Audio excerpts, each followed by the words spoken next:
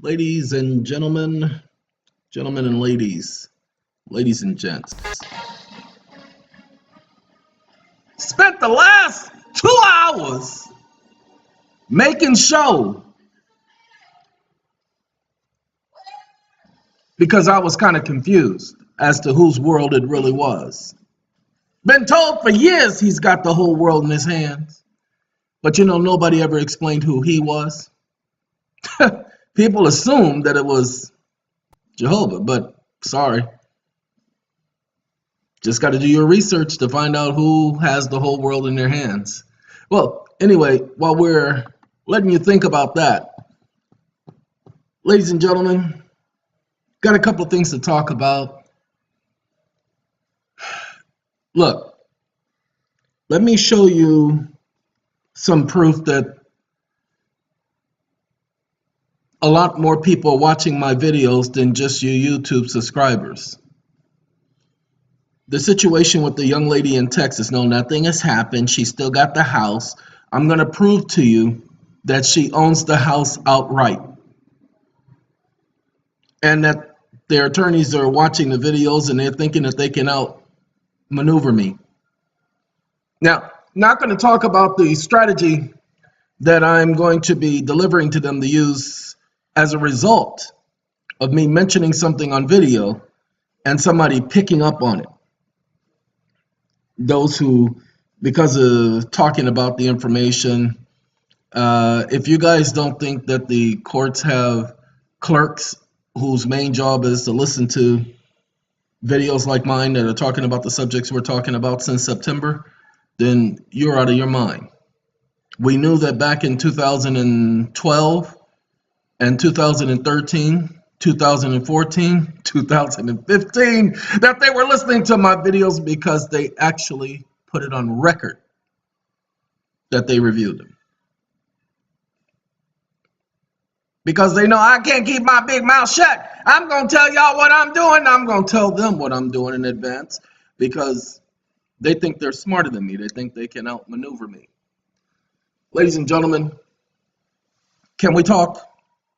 Can we talk?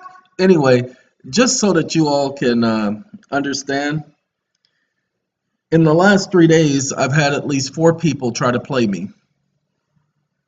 What do you mean by try to play you? Are they sitting up there thinking you're a fiddle? That's right. They thought I was a fiddle. They thought they could fiddle-faddle with me. They didn't see the uppercut and the right hands and the left cross and the left jabs and the right hooks, and they didn't see none of that stuff coming. First, many of you try. You try to contact me and you try to give me these sob stories and tell me how bad you got it, and you quantify, and solidify the ignorance by telling me how bad you have it. You tell me that you have a disability. Ladies and gentlemen, I don't care about whether or not you have a disability. I only mention mine because I don't want people to pay attention who are watching the videos when I say I'm tired, think I'm just speaking just to be speaking. Because see, I was, in about 2009, I was working with someone. They had a business where they literally were, the whole family were handymen. They literally would go to people's property, help fix up the property. And I went out with them. Told them, yeah, I didn't mind doing it. So I went out with them as a family. They had helped me out, so I figured I could help them out. And I am doing the job they've asked me to do, but I'm not as fast as they are, according to them. Well, at least that was the impression I got. But then I told them about my being fatigued and tired. And they couldn't understand.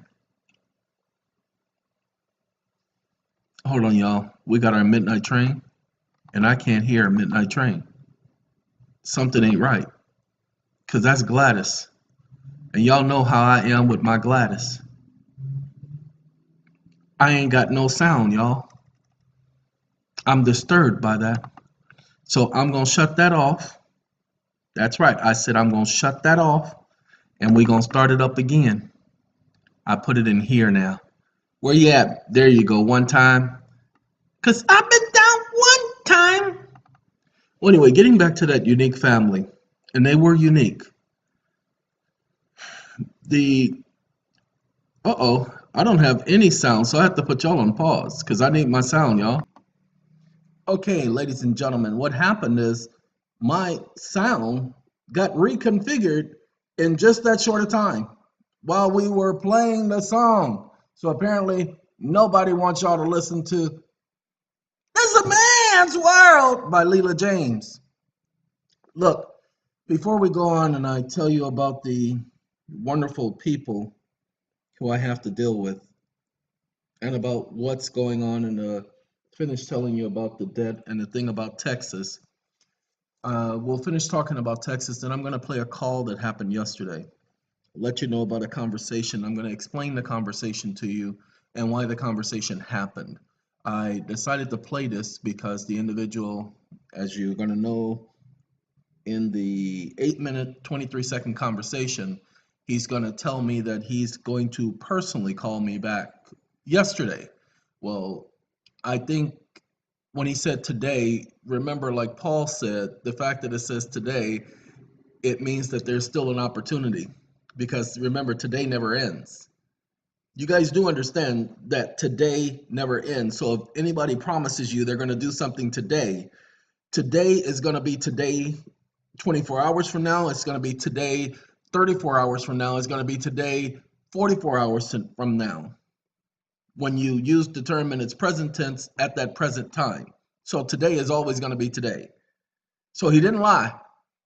He just pissed me off. Okay. And that's easy to do. I got a call from another person who was asking me, he wanted to ask about Satcom Sitcom because he wants to call them directly. Told him, I said, how many videos have I done where I told you guys do not call me about Satcom and Sitcom? Well, I'm sorry. No. It's okay. You don't have to be sorry. This is attitude time. So come on, next question. Well, I wanted to know about, because I'm getting ready to tender. Really? And you're going to talk to me about something I told you I will not talk about? Oh, come on, give me another question. No. Don't worry about it. You want to talk about things that I told you. Don't call me to ask me about, but then you want to call me and ask me? Okay, come on, bring me another question. This is every day. I don't mind. I get to expand my lungs, get it off my chest. You got to get this stuff off your chest. I mean, it sits there and it just hangs and it just be chesting you. So you got to get it off your chest. Ventilation is what you need, brother. Not veneration, but ventilation. You need to ventilate them words. Okay, that's what I go through. Now, ladies and gentlemen, the individual in Texas, I'm not speaking with that person directly. Okay, I'm relaying information to that person.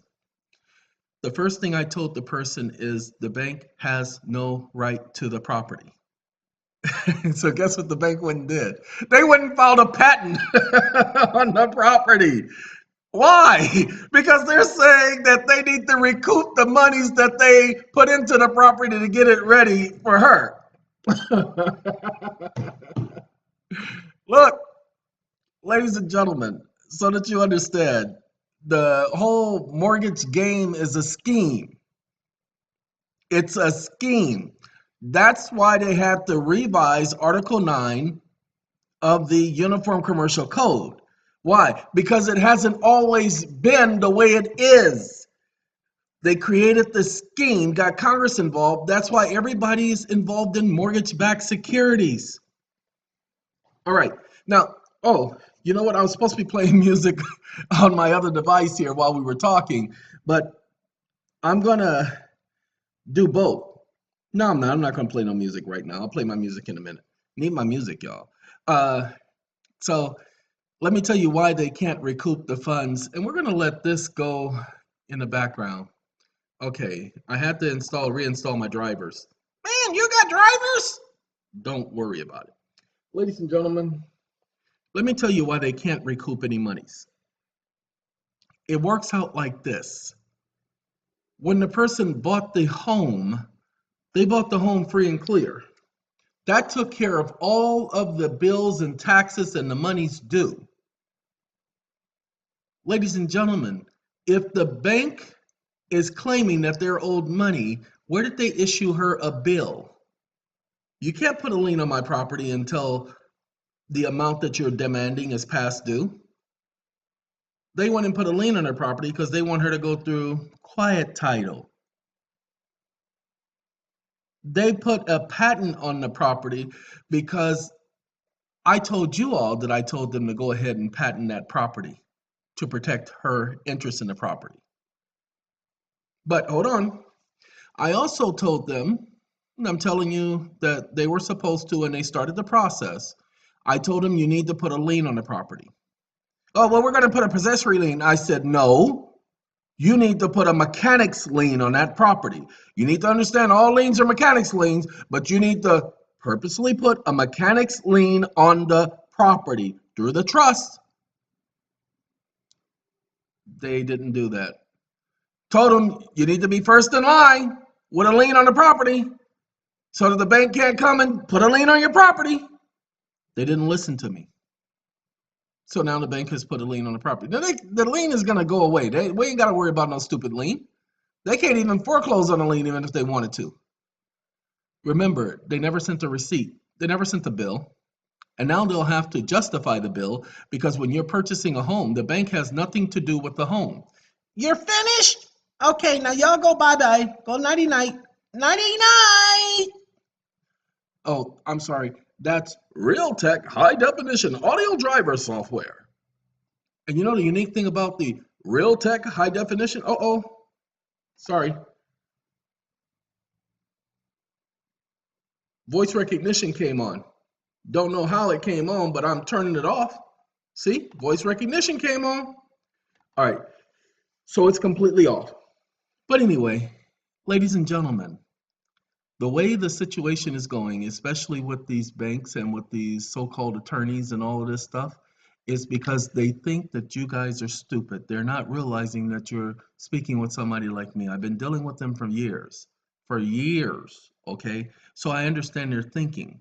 They cannot outthink me because I didn't go to their law school. Oh, I went to law school, but I didn't go the way they went. I don't care about their policies and procedures.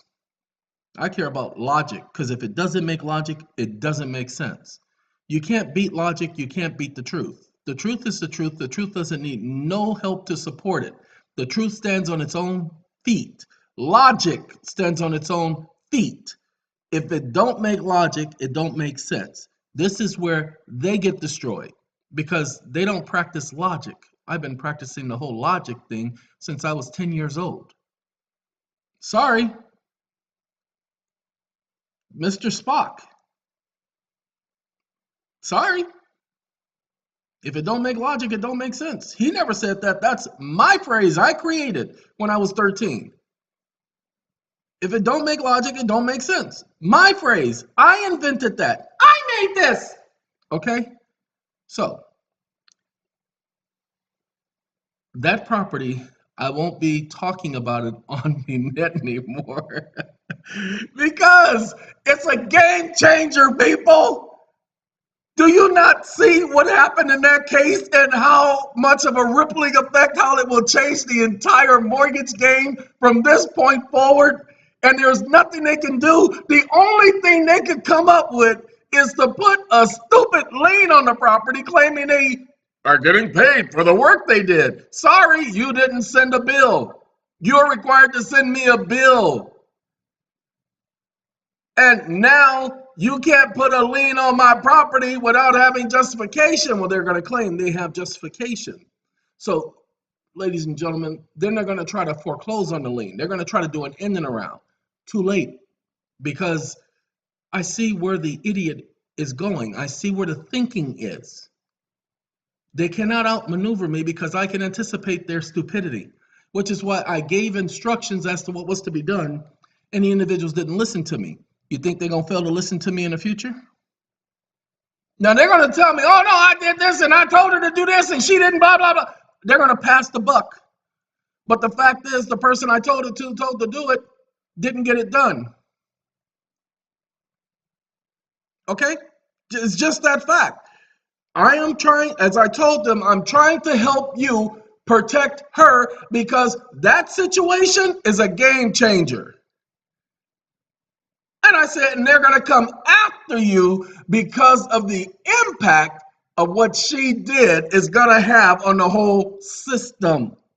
So, yes, ladies and gentlemen, we have effectively thrown the largest monkey wrench in the game since the game started. And then we show you guys the case where, well, we're going to show you guys this right here, this case. This is a, hold on, let's go on up. Let's go to the hop. All right, where you at? Where's the top at? There we go, find law, and we're going to go to Kashmir Valley Bank versus the State Department of Revenue. All right, we're going to talk about them in a second. Y'all need to really understand this, okay? So we're going to talk. Somebody sent this to me yesterday, and he asked me, said he was going to take a look at it, but he sent it to me, and I said, hey, Willie, I'm going to take a look at it. So Willie sent it to me. Willie, I'm giving everybody notice that I'm going to take a look at it. I'm going to point out some things that might help you. Now, people, there have been some people who told me, hey, if I send you something that's helpful, will you give me a shout out? And I said, it don't work like that. I don't just do shout outs just to be doing shout outs. This is not the Alex Jones show. Okay, this doesn't work that way. I'm not trying to make anybody famous. That's why I don't mention the idiots on my videos anymore. Remember I said how to become internet famous? I don't mention those punks anymore. Those skanks. You know what a skank is, right? Don't make me go there because I'll bring you guys back to how to become internet famous videos. You know, well, no, okay, I'll explain. Ron West is a skank. I'll make him internet famous. Mr. I done perfectly perfected over 300 adverse possessions in less than 2 months. Ron West. All right, look, we're going to talk about this in a minute, but I want you all to listen to this call. So, this is what the Secretary of State, and I'm going to briefly explain what happened. We were doing our land patents, so we were filing our UCCs. So we took the land patents, attached them to the UCCs, and went to the drove over 3 hours to the Secretary of State's office. Okay? Drove 3 hours to the Secretary of State's office. After we get to the Secretary of State's office, 3 hours, we find out that we don't have all of our paperwork. So we had to go to another location, which we had to drive there, and it's a busy day. So we get to the other location, get the paperwork, attach it, go back to the Secretary of State, give them the documents. They asked for some payment authorization form. We gave them their payment authorization form. They said, okay, where do you want us to send the documents? We gave them the address to send the documents. That was December 12th. Ladies and gentlemen, by January 12th, we had not heard back from them through the mail or any place else. I called them December 28th. The supervisor says, well, look, such and such is on vacation, but I assure you that we do have your papers and you will get a response back for us right after the 4th of the month, January. Guess what, people? January came and went. I called back. Supervisor's name, where your name at, idiot? Stupid moron. His name is Robert Harris. Supervisor, Robert Harris, called him up, told him, reminded him of our conversation, told him I need to speak to the supervisor. You know that fool hung up on me? Just hung up. I'm like, what the? And he's just like, mother. And I'm like, mother, okay, all right. Okay, that was our conversation. And I've been calling them periodically ever since. Told them in January, I said, hey guys, just send us our paperwork back. And they like, okay, whatever. So, gonna charge them. Those are legal documents. Those documents actually deal with property rights. They don't want to play, but I'm gonna play. Hold on, let me let y'all listen to this intelligent individual. And the volume is all the way up.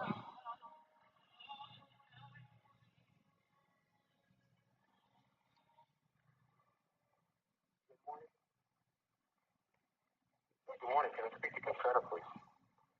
This is EeoN. EeoN? Yes. Hi, EeoN. My name is John Walker. I'm the supervisor for the Secretary of State's office. Yes. The messages that I've been leaving for going on 5 months now. Yes, sir. And I was calling about your. Now, wait. We're gonna come back. Y'all hold on a second. All right, y'all hold on a second. We're gonna come back to that in a second. When I told him my name initially, did you just listen to how he hesitates? Because I threw him completely off guard. See, he thought he was going to do an in and around. The call was for them to call me back. They thought they could call the individual whom the paperwork was being done for. Oh no, ignorant, stupid moron. I'm the one leaving a complaint. Hold on. You see, I told them that I was complaining about the supervisor, not about the papers, and you're going to hear us talk about that in a second. I also want to let you know that this volume is up as high as it can go. I could have transferred the file to the computer. As a matter of fact, let me put y'all on pause. I'll transfer the file to the computer so you'll be able to hear it better. Dope! Sorry, people. I just reinstalled the drivers for the volume, so I can't play it that way. I have to play it from the cell phone, so you won't be able to hear it. Dope! I'm sorry. Homer, be quiet. Yep, Homer is sitting up here letting me know how intelligent that was. See the pause? Yes,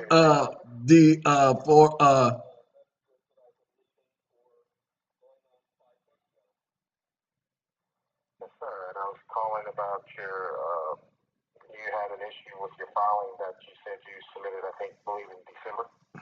Yes, but it's not an issue with the filing. We asked for those documents to be returned. We've been demanding that they be returned since January. Okay. And so the debtor's name on the document was you said sat.com. I'm sorry, say it again for me. Sat.com. Is it SAT? It's on the document, idiot.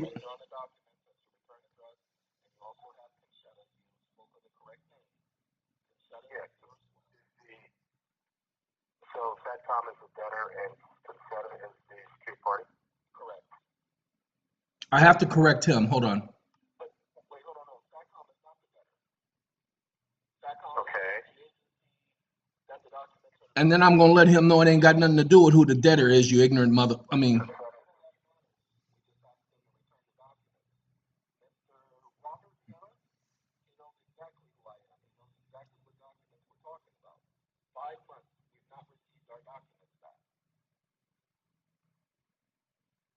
Okay, you said you spoke to a Robert Harris on your message? Several times. The idiot. And I called him an idiot because he gave me an attitude. And he's a supervisor. Speaking to me like I'm somebody's child. I don't tolerate that. I haven't disrespected anybody at your offices. Not until today, but that individual hung up on me. When I asked him why it has taken so long, why we haven't received our documents. So when I asked him for his supervisor, he hangs up on me. Okay.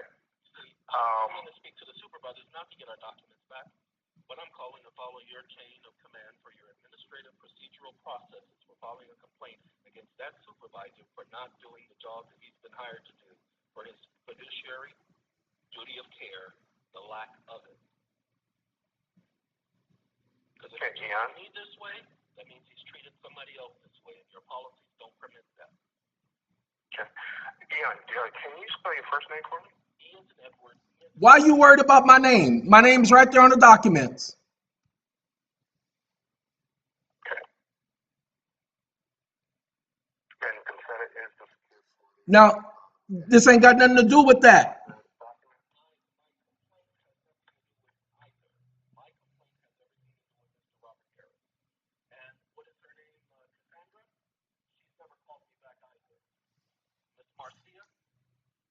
Mm-hmm. Yeah, she turned it over. Yeah, she turned it over to myself. Yes, she doesn't get to ignore me. None of your staff gets to ignore me. As long as I pay taxes here in the state of California, none of your staff members get to ignore me. If I'm being aggressive, if I'm being disrespectful, if I'm cursing, I don't curse. If I'm screaming, I don't yell. If I'm being disrespectful, that's one thing. But none of your staff members will accuse me of any of those things. But they have ignored me for 5 months. So I need to file a discrimination complaint against those staff. Uh-oh. Okay. Uh-oh. And EeoN, is this the number that you usually call from, the 321-82? The number that I called you guys from. Okay.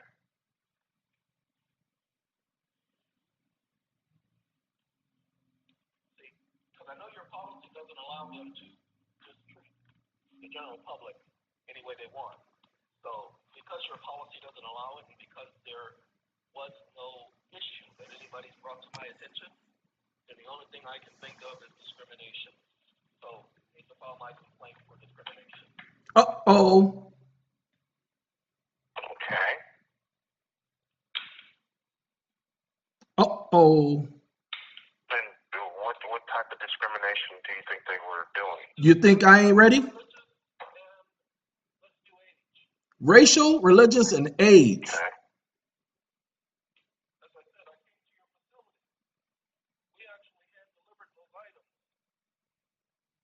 When we delivered those items, drove 3 hours to get to your location. When we delivered those items, the next thing I'm finding out by your staff members is that it was only supposed to take a couple of weeks. Here we are 5 months. Demanded they return our items, and they still haven't. I know that this is not in the normal course of business. I know that they don't treat other people this way. So it has to be discrimination. It can't be any other reason, because there's no other justification. Unless somebody can tell me something that in your policy says that this stuff is supposed to go on like this. Okay. So your concern is no longer with the documents that you submitted, correct? Oh, no, those are still concerns. We're just going to charge you guys for every day we don't have them. Those are still concerns. So the issue now is my complaint. You see, I called to speak to a supervisor regarding my complaint. See how I clear my throat? Okay, yeah, and that's why I'm listening. He got the point. Complaint is what I'm calling about. Okay. And I was also calling about the documents. I don't care what you were calling about. But I told you that I was leaving a message about discrimination. I need to stay on point, because that's my main issue. Like I said, we're just going to charge you guys. We'll do it administratively. I'll file the writ of mandamus like I promised. We'll do it administratively for you guys violating your own policy. And for you holding onto our documents without cause. Uh-oh. After we gave you an order to return it. Gave you an order. That's a different issue. We're going to take care of that the legal way. If people want to play, I don't mind playing games. Let's play. Put me in, coach. You all understand that you don't get to treat other people this way. It's for me to follow through with the discrimination complaint. You have a policy. Once someone brings up an issue of discrimination, then there's a policy already put in place for you to follow. Let's follow that policy. You can blame it on Mr. Robert Harris. That's right. Blame it on Harris. Okay. So what I'm going to do is I'm going to get in contact with I'm sorry? Civil Rights Department, idiot. I can't understand what you said. The Civil Rights Department in your agency? Yeah, but we don't have an actual civil rights Of course you do. So I'm going to... It's the Secretary of State's office. Of course they have a Civil Rights Department. And I'll give you a call back personally. Okay. I would Okay, do you see? Getting my point across to the man. And when I do that in the middle of a conversation, it's clearing my throat so that the word that I say next is highlighted.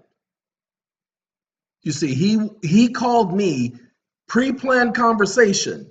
He was going to tell me about how this was this and that was that regarding the documents. Son, I didn't ask you nothing about the documents. I wasn't calling complaining about the documents. No, my complaint was about your agent who decided he was going to hang up on me, who was going to decide that they were going to ignore me. And since your policies don't allow for these things to take place without some prerequisites, that means that the only other reason you could have been doing this is because of some type of discrimination.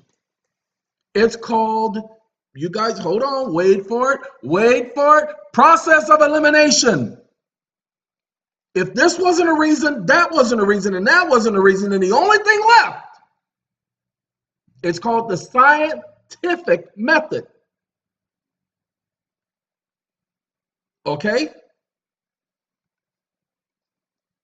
You rule out all of the obviouses, and whatever's left remaining is what you're looking for.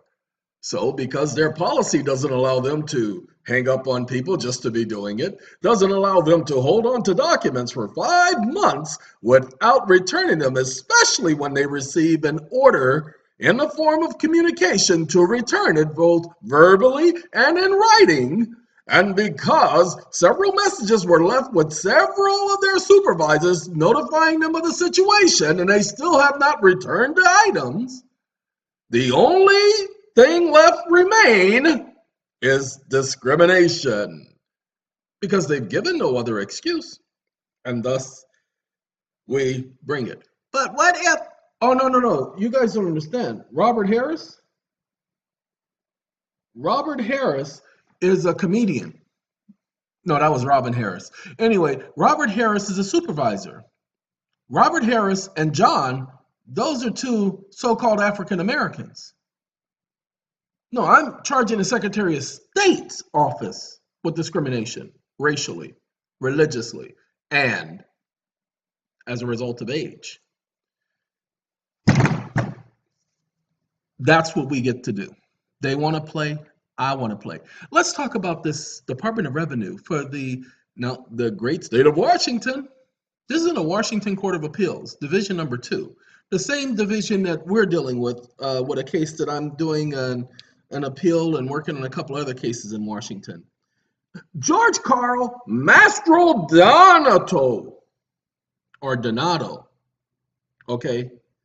Master Donato, okay?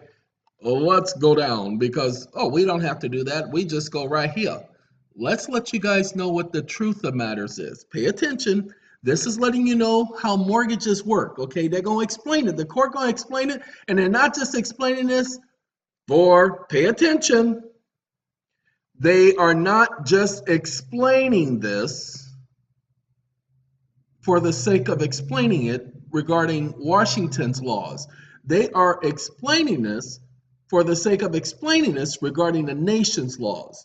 The buyer fully owns the loan, however, and has recourse only against the original borrower for the losses on conforming loans. Investors' desires for greater security led to the development of mortgage pass-through securities.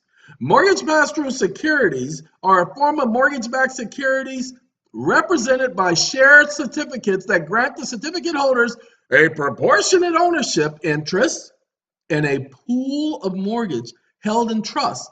The certificate holder receives cash flow from the underlying mortgages as borrowers make their principal and interest payments to the holding trust. That is, the trust passes the proportionate interest in the underlying payments to the certificate holder, the so-called investor.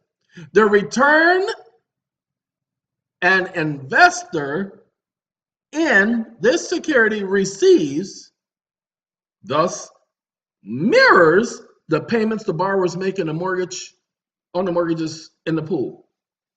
Okay, so basically they're saying basically when a borrower makes a payment, it goes to pay the investors. So the borrower is actually paying the investors. You don't get me? That's what it says. The return an investor in this security receives, so the return the investors receive mirrors the payment the borrowers make on the mortgages in the pool. So you are paying the investors and not the lender. Remember, the buyer fully owns the loan, but the buyer of the loan and the investors are two different groups. There's a lot going on that y'all just don't know about. This is what they're claiming, but not the case. We don't need these. This is just speaking of trustees. This is what we need to understand right here. The bond issuer secures its obligation by pledging readily tradable securities in trust for the benefit of the bondholder. Upon default of the bondholder's sole rights to require the trustee to sell the mortgage-backed security itself. Upon default, the bondholder's sole rights is to require the trustee to sell the mortgage-backed security itself. Excuse me. What the? Okay? That is a lie.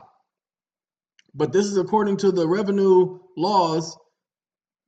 This is revenue determination number 90-288, Washington tax. This is the revenue law that says upon default, the trustee's sole right is to sell the mortgage security itself. That's wrong. Upon default, the mortgage sole right is to do what? Apply for the insurance. Hold on, we're going to finish. The occurrence of an event of default under the terms of the trust indenture does not give the bondholder rights to foreclose against the property securing the mortgage-backed security. Pay attention.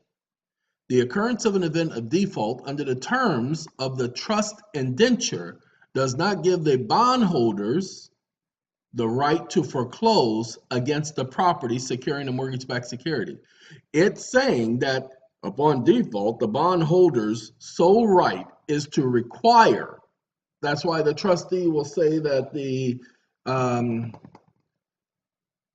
lender is ordering it to sell the property, to foreclose on the property, because it says the bondholder's sole right is to require the trustee to sell the mortgage-backed security itself. On occurrence of event of default, under the terms of the trust indenture, it does not give the bondholder the right to foreclose against the property themselves. They must go through the trustee, is what they're saying. Let's continue. Now, the person who read this didn't understand that point, but I get the point. I get exactly what they're trying to say because this is legalese. Okay, the person was thinking that it was saying that the bondholder does not have a right to foreclose on the property. But however, that's where you bring up the fact that property has, pay attention, mortgage insurance, which is to protect the borrower. That's why the borrower pays the premium. If the borrower is paying the premium on mortgage insurance, the mortgage insurance is a contract. Pay attention, people. A contract includes value and consideration. So the mortgage insurer must receive consideration, and they're not. Let's go on. Issuer may designate investments in remix, real estate, mortgage investment conduit classes as representing beneficial ownership interests in the trust holding the underlying mortgages. But such a designation does not change the nature of the investment in the remit or the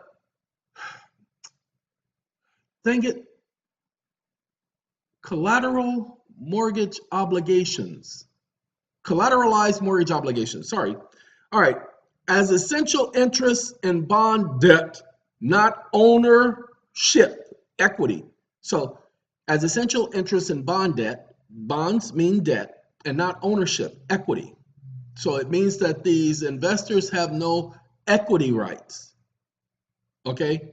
The issuer is still the owner of the respective mortgage notes, not the investor. The issuer of the bond is the owner. So Fannie Mae is at all times the owner of the mortgage note, whether the note is in a portfolio or whether it is owned. We own it as trustee for a mortgage-backed security trust. That's what they say in their documents. That's why they're highlighting this. Okay? So please understand that the way this goes, and you need to pay attention, the trustee is supposedly selling the property on behalf of the so-called owner and not the investors, according to this junk. But we know better. We know the trustee doesn't represent the owner. It represents the investors when it comes to mortgage-backed securities. We know this. Now, the reason why this case is important is because of what it says, because of how they spell it out, because you can't have it both ways. What do you mean?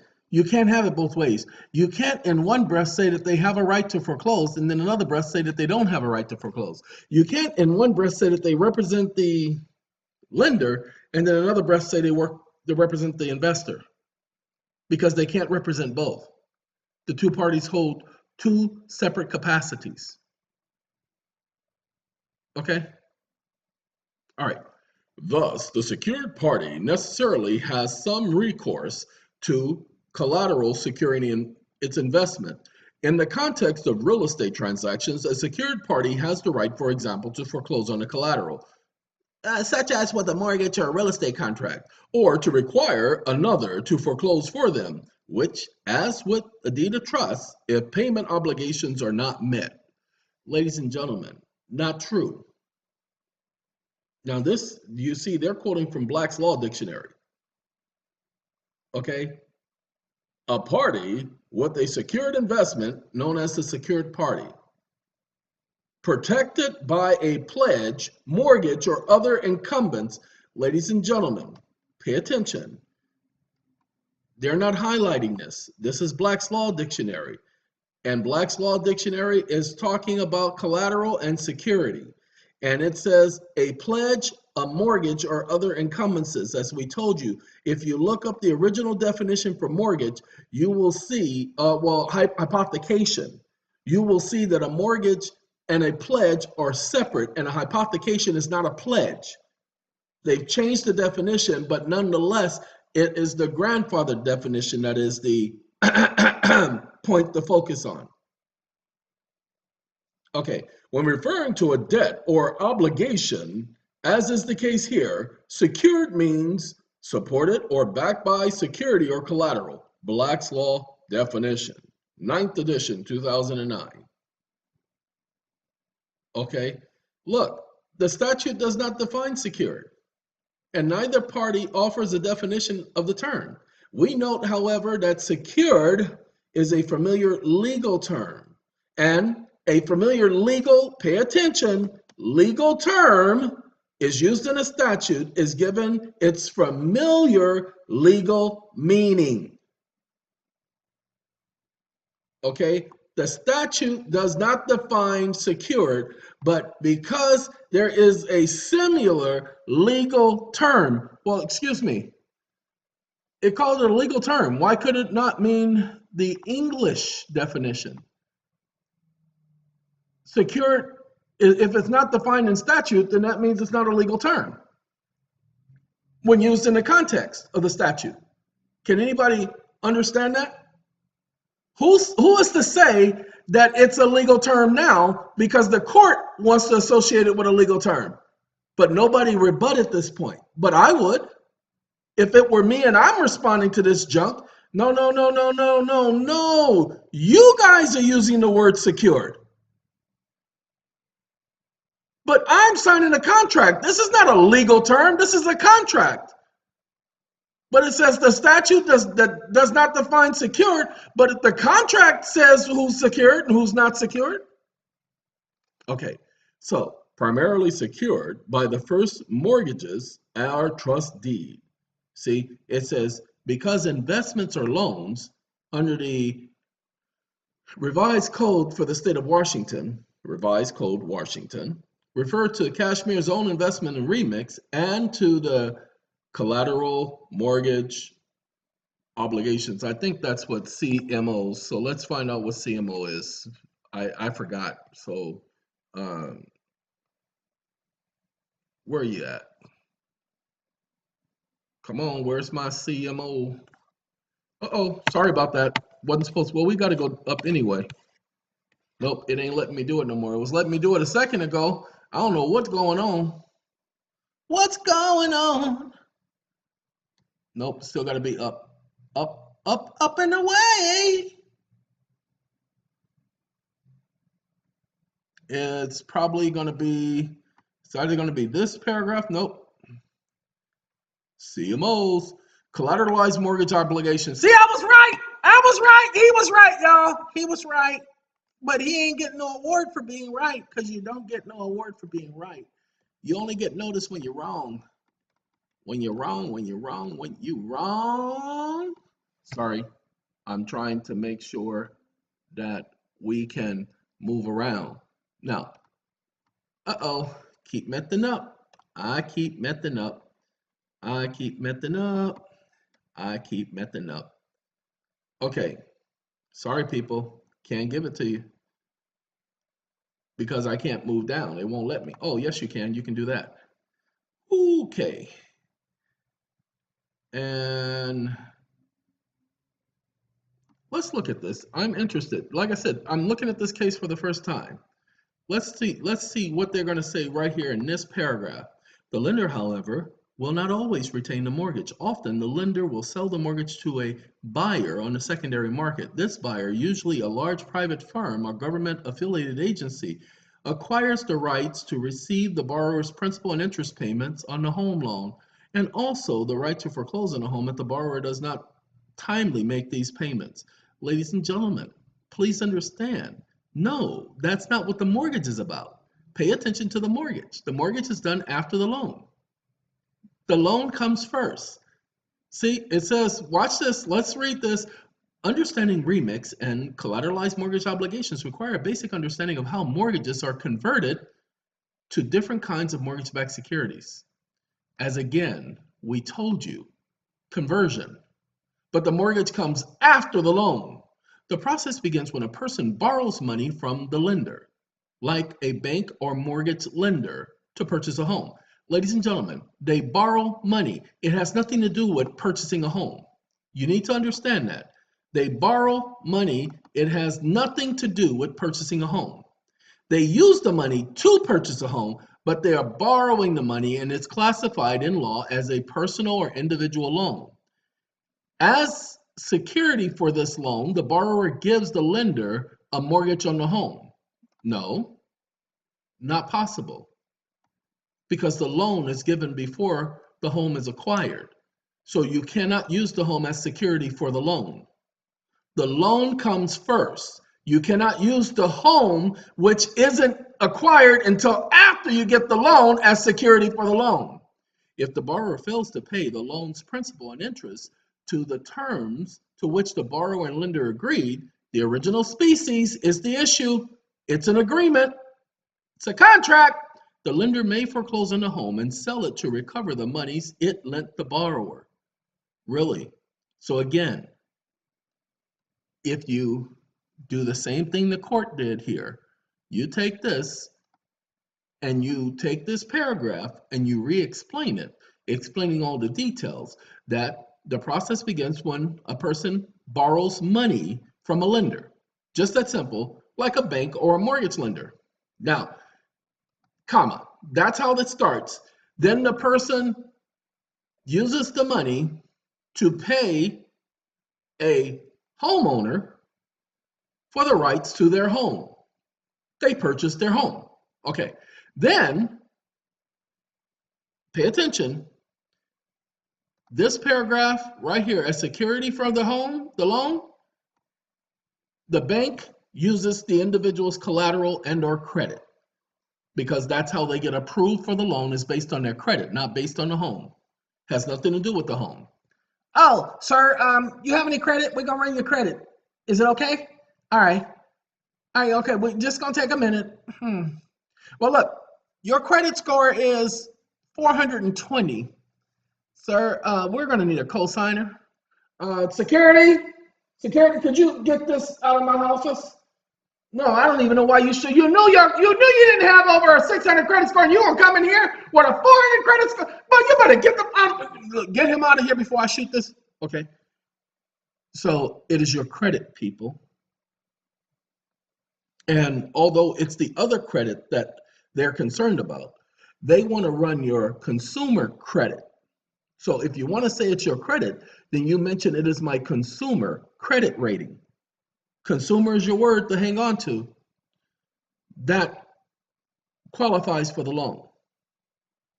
That's why they tell me you've been approved for this loan.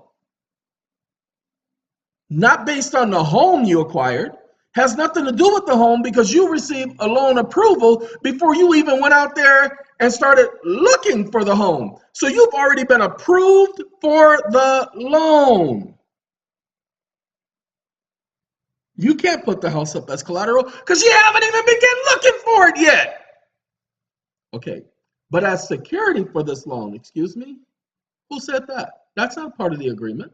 The agreement doesn't say that you need to put up security or collateral for the loan. See, the borrower gives the lender a mortgage on a home. No, that's not what the loan is for. If the borrower fails to pay the principal interest, no, the lender and the borrower mortgaging a home, that's a separate contract. But according to the court, this is the court who wrote this, the borrower gives the lender a mortgage on a home. This is a separate contract. Separate contract. You guys do understand that, right? The court just said it. The borrower gives the lender a mortgage on a home, another contract. See, first contract is the loan docs. Second contract is the power of attorney. Third contract, the mortgage. That's why they have you sign a power of attorney first. Then if the borrower fails to pay the principal interest and the terms as the borrower and lender agreed in their contracts with an S, the lender may foreclose on a home and sell it to recover the monies lent to the borrower. No. But again, this is coming from a case, and a lot of you guys, prior to your sitting back and really thinking about it, you had no clue that there were several different contracts. You had no clue what came first, the horse or the egg. The horse or the egg? Horses don't lay eggs. You ain't been around the horses I know. Okay? All right? People, it will be, and this will be the last video I will do until the 20th. 10 days. I'm going to take a 10-day break from educating people and doing videos. I need to take this 10-day break. I don't care what information comes up. I don't care. I don't care how devastatingly terrific the information is. I'm taking a 10-day break from the videos, from the responding to any emails associated with any of this stuff. I'm going to work on, I have the appeal I have to do for sitcom, so that comes first. Plus, I have to work on a lawsuit that I was supposed to finish last week that I didn't get finished last week. And then I got to work on 2 other people's cases. And so I got to get better control of my time. I'm spending more time helping with SATCOM and sitcom. And so the rest of you, sorry! You're just going to have to go and, sorry, I was going to say something that could have been taken way out of context. And not for this channel can I say something like that. So no, even if I was joking, the connotation would be so many people would take it the wrong way and then they would put a spin on it. No, we ain't doing that, ladies and gentlemen. So with that being said, and I'm glad I put this, see, I said I can't hear any volume, but I believe you guys could still hear the music, but I couldn't hear the music. So I apologize if you were still hearing the music because I can't hear nothing. And so it was all the way up there, but I believe I did shut it off in time. Okay. But I could not hear nothing. So, but you guys are able to hear me. So I'm going to go ahead and end this video. But like I said, until after April 20th, y'all should not be hearing anything from me on video because I ain't got time. Do not call me. Do not email me asking me any questions. Okay. It just, you're not going to get an answer. And you're going to get worse than what I gave that guy earlier today who called me asking things that I said don't call me and ask me for. I don't care how nice you make yourself seem. I don't care how much you tell me you got respect for me. I don't care how much you tell me how your grandmother is sitting up there on Similac, okay? And you got to change her diapers every day. I don't care, people. Whatever your plight is, you're supposed to be believing in a God.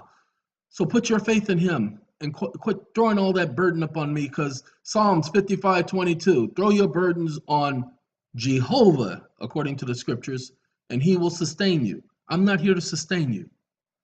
It's not been my job. It's not going to be my job. People sitting up there telling me about their situations after I done told them how I take on other people's pain and want me to feel their pain. Well, I'm going to feel your pain, all right. So please don't let your feelings get hurt. Oh, you ain't gonna hurt my feelings. I promise you I will hurt more than your feelings if you think you're gonna sit up here and dictate to me how things are gonna go. Do not call me about your problems. Do not text me about your problems. Do not email me about your problems. Do not even subliminally send me no messages about your problems. I don't even care if you got to sit up there and hire a plane and write it in the sky. Don't put it over my sky. There's a no-fly zone. If you write a song and want me to understand what your problems are, I ain't turning on no radio to listen to it. Do you understand? I'm deaf, blind, and mute to all of that stupidity. Don't want to hear it. Don't want to hear. Get off. Get out of here. Go. Bye.